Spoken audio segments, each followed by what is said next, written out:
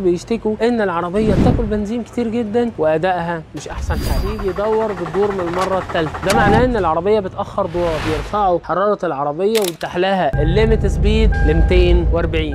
معانا النهارده عربيه تويوتا هيلوكس راكب عليها موتور 6 سلندر 4000 سي سي، والموتور ده في العربيه دي فيه 4 مشاكل. المشكله الاولى ان العربيه دي كتسارع اكسلريشن العربيه مقفوله ار بي ام، بتفصل على ال 3.5 ار بي ام، واما بتيجي تفتح سرعه العربيه اخرها 160. النهارده في عمار هنفتح الليميت سبيد بتاع العربيه نخليها توصل ل 5000 لفه، وكمان نفتح لها الليميت سبيد ل 240.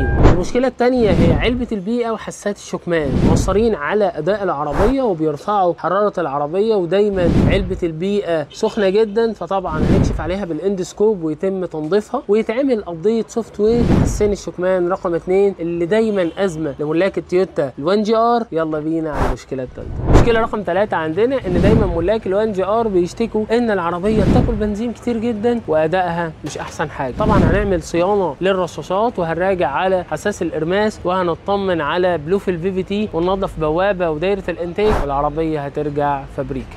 المشكله الرابعه معانا والاخيره، اما العربيه بتتركن فترات طويله العربيه بيجي يدور بتدور من المره الثالثه. ده معناه ان العربيه بتاخر دوار. في الحاله دي هنراجع على 3 حاجات. هنبص على ضغط الترومبه ونتاكد ان هو ما بيهربش. ثاني حاجه هنبص على الفويل ريجريتور اللي هو منظم ضغط الترومبه، واخر حاجه نتاكد له ان الرصاصات ما بتسيلش.